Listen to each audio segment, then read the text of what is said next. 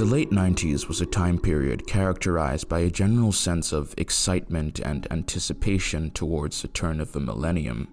Economic growth, low inflation, and rising employment were all indicators of a bright future.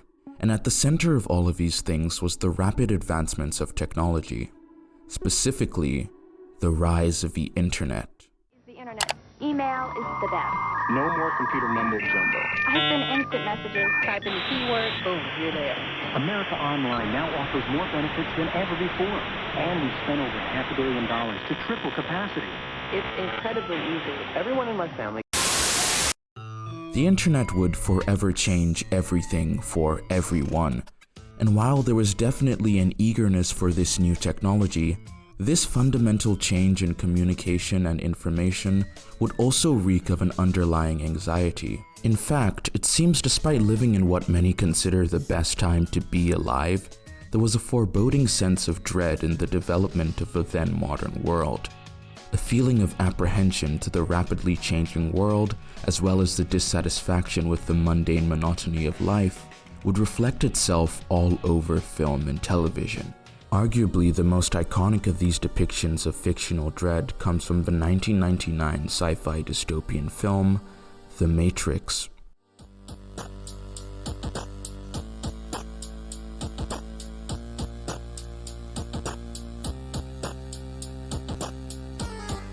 The Matrix is one of the most iconic movies of the 20th century, and it's easy to see why. The themes of existentialism, identity, and individual enlightenment have only become more and more relevant as time has passed. The Matrix offers a disturbing look into a world where nothing is as it seems, and the systems that we live in only exist to control us. A world that, for better or for worse, is a lot more familiar than the typical dystopian sci-fi setting. In the world of The Matrix, the rise of technology has left humanity in a state of constant and perpetual heteronomy. No longer does the individual exist, but rather an idea, a perception, an avatar is all that remains. The Matrix draws heavy inspiration from Japanese anime, a submedium of animation that is popularly characterized in the West today by shonen battle shows. Stories of large casts of characters going on grand adventures and battling evil. However, in the 90s, anime in the West was viewed more as this unknown rabbit hole of animated stories that, unlike in America, weren't solely targeted at children. Animated stories that could convey the same feelings and themes of the high-concept stories of Hollywood.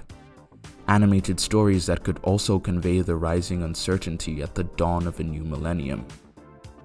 And two anime of the late 90s that would persist in themes of anxiety, identity, and duality are Perfect Blue and Serial Experiments Lain.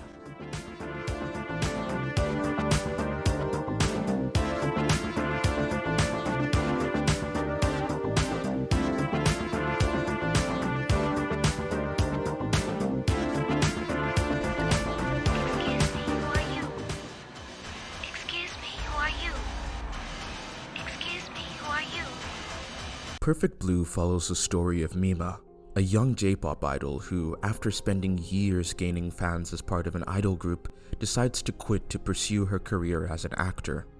However, as she continues her journey to stardom, things begin to take a weird and dark turn.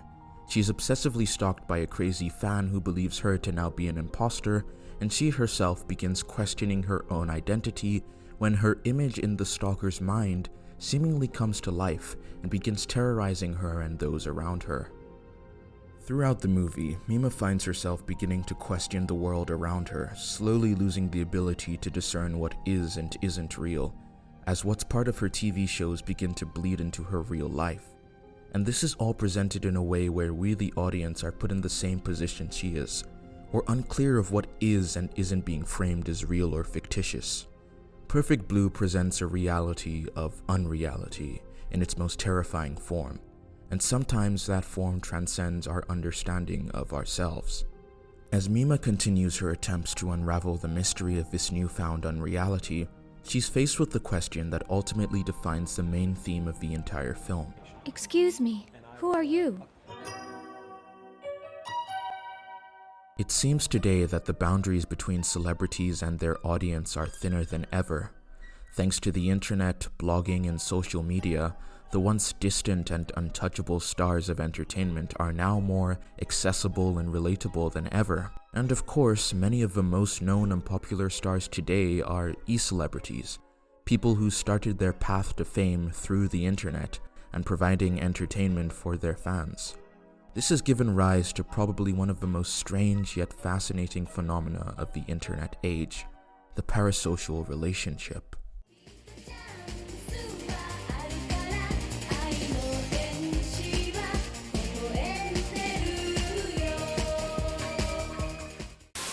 In the past, there existed a degree of separation between the entertainer and the audience.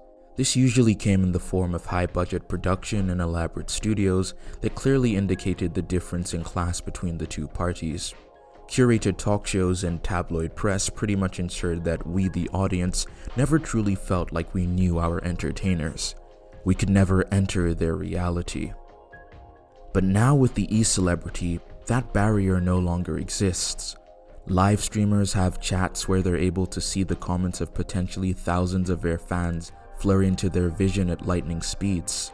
Content creators can now see the comments of countless people who they will never even meet. The parasocial relationship hinges on this dichotomy between entertainer and audience, where through constant interaction and familiarity, the audience begins to feel personally attached towards the entertainer. And I'm sure most of you don't need me to tell you why parasocial relationships are so detrimental. But what I love about Perfect Blue is how it presents this dilemma and just how dangerous it can be. Mima's stalker is a man that works as a janitor for her idol group's performances, and the way he sees Mima is the way most parasocial audiences see their entertainers. He can only see her as the cham idol. He can only see her as the innocent, safe, clean, and modest persona that she is forced to present herself as. That's why when Mima quits and throws away her more sanitized persona, starring in roles that depict her as more explicit and sexual, he absolutely loses it, going as so far as to stopping others from sharing her new work and believing that Mima is now an imposter of herself. Now, it's not fair to believe that a majority of people with parasocial tendencies are like Mima's stalker, obviously, but I think Perfect Blue perfectly encapsulates that fear that comes with what happens when people stop seeing you and start seeing your avatar, your persona, what you are and not who you are. It's only through an understanding of ourselves are we able to rise above what we are perceived as and to live truly as who we are. No, I'm the real thing. But what happens when our very identities are rooted in unreality? What happens when there is no true self? Log in. Who is the user? Huh?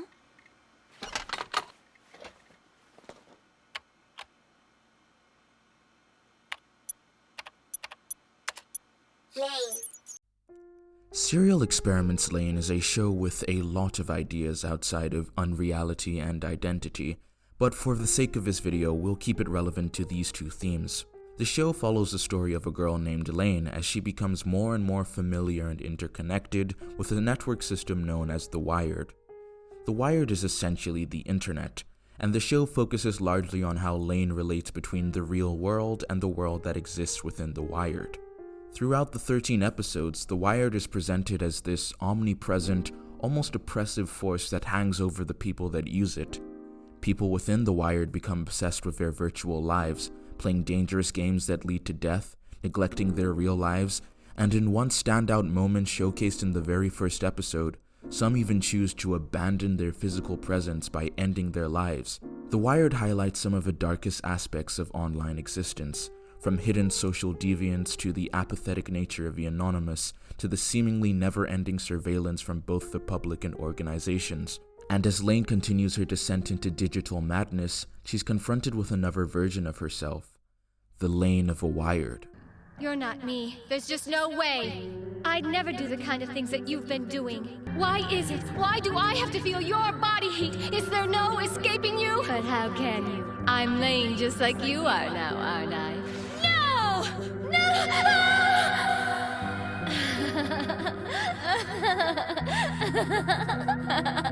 The Lain of The Wired is very different to the Lain we spend the first few episodes getting to know. Similarly to how many introverts and social outcasts are able to gain a newfound confidence and independence on the internet, Wired Lain is a version of Lain that lacks the social anxiety and introversion that many may feel when confined to the real world. At a certain point in the series, Lain no longer seems to exist within her own reality, instead transcending the barrier between the real world and the wired, becoming godlike. And yet, something is wrong. This godlike status ultimately means nothing. In episode 9, we're introduced to Masami Ieri, the lead designer in the creation of The Wired. Masami is obsessed with his own creation.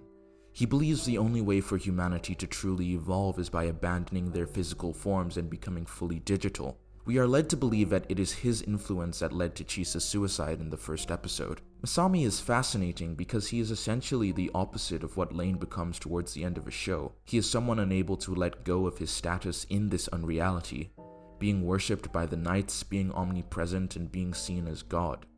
Whereas Lain understands and accepts the wired as not being real, choosing to abandon it by completely rebooting everything.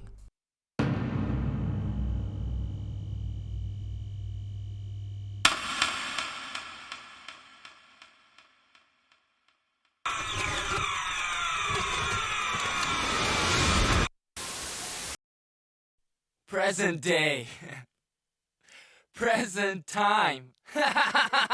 Today, both Perfect Blue and Serial Experiments have gained a cult following.